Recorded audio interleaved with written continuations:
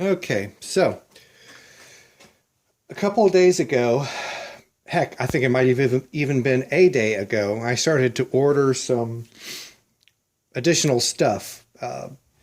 One of which was new drive belts for the John Deere 210, 212, it's all the same.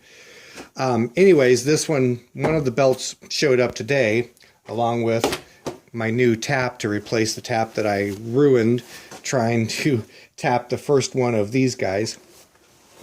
But anyways, it made it apparent to me that if my belts are going to start showing up, I need to get my ass in gear and get these parts ready to put this 210 back together. So I kind of tried to get myself rushed through the last little bit, well, the next step of these knobs.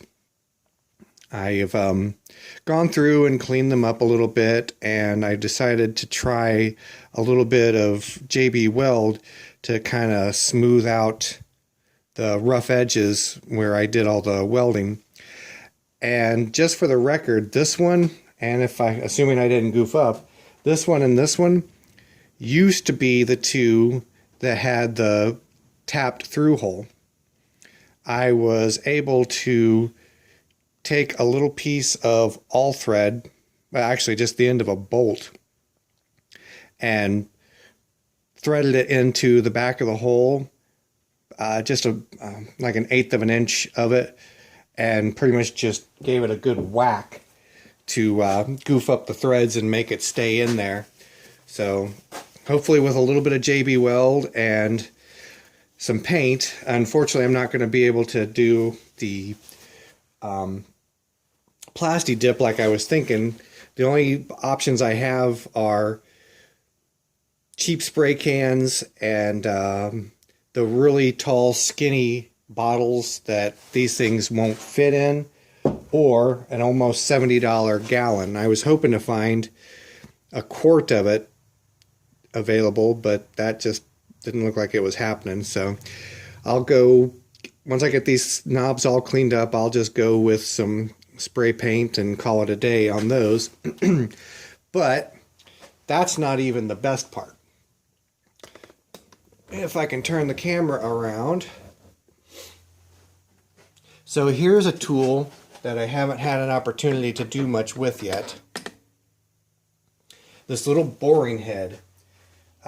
It's kind of an oddball in comparison to what people are normally used to.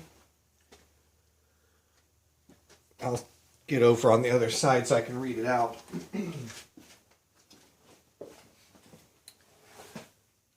What is it?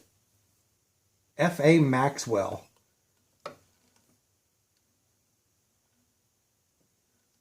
Bedford. I can't read it. It's all upside down, but at any rate, this this is something I'd gotten for cheap. What was it? I think it was like $25 that I found on Craigslist a few years back, and I've only used it a handful of times. So I figured since I was messing around with this tensioning arm anyways for the 210, this is a good opportunity to put it to use. The funnier thing is, actually I'll even take you guys off the mount for a minute. So the funnier thing is, it dawned on me that I could possibly take this crummy, I assume this is carbide anyways, end mill, since it has a 1/2 inch shank, and try to see if it will work for this. But anyways, you can see it's very simple design. It's not like the round bodied versions that most of the people have. And for the price and for the size of most of the stuff that I do, this is, pretty good. So anyways, I figured I'd kind of give this a shot here and kind of bring you guys along for a little bit of the activities. Yeah, I think that'll work. So let's see what happens here.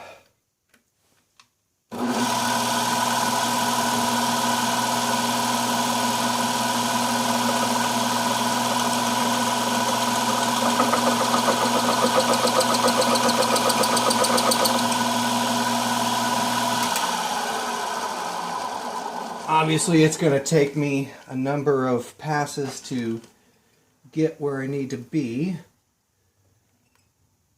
And of course, I'm not really sure where I need to be just yet, so dial in another 10 thou. See how that works.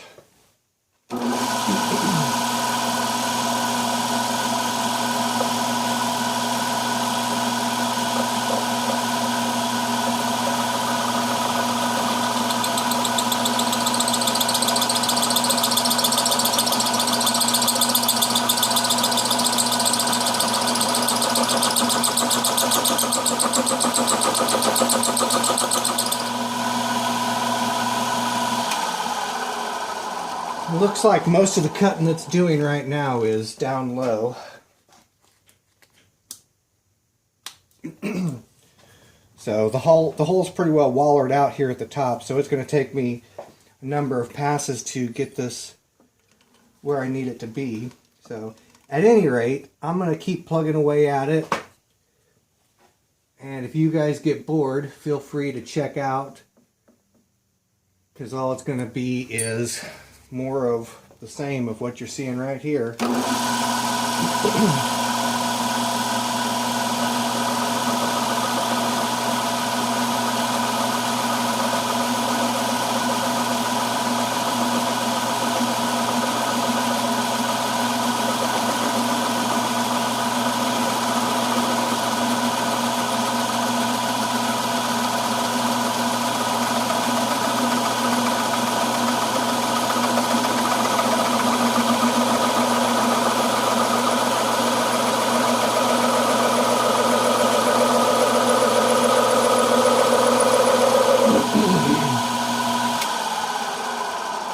That's actually almost got it cleaned up.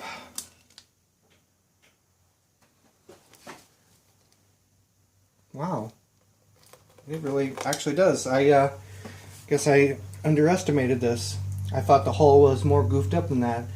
Another 10 thousandths and that might be sufficient. Okay.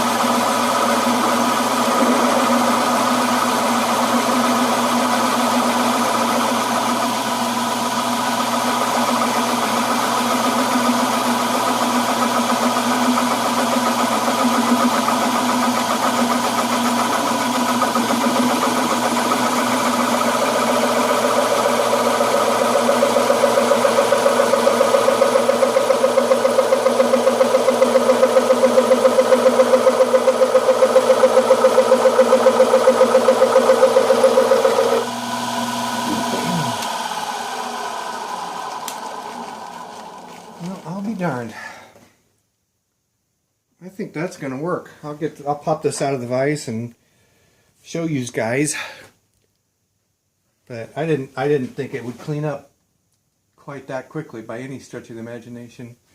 But this cutter worked out halfway decent. I'm pretty tickled about that. That's another one of those ideas that just came to me last night as I was laying down. I love it when I get those aha moments, because I was thinking I was going to have to build a specific cutter for this, which I really kind of need to do at some point anyways, just not today when I've got a million other things to do in the meantime anyways. clean this up a little bit. There's some chatter marks inside of it, or in here, but considering what this is going to be used for, I don't have an issue with that. Can't really tell if the chatter marks are showing up on camera or not. But the bore appears to be cleaned up. I'll probably check it with the calipers before I install it off camera to confirm, but it definitely looks good so far. So as far as the welding, I just welded up these areas that were low, and I just hit them with the grinder. I didn't think it warranted all the precision of trying to machine the surfaces off, especially being weld buildup. It's kind of hard, a pain in the ass anyways. So I think once I deburr these surfaces, these edges a little bit, I think this thing's going to be good to go. So anyways, I'll let you guys go. I bored you long enough. And hopefully tomorrow I'll start getting some of the knobs painted and see if a few of those turn out halfway decent. Maybe I'll start putting the 210 back together. So anyways, signing off.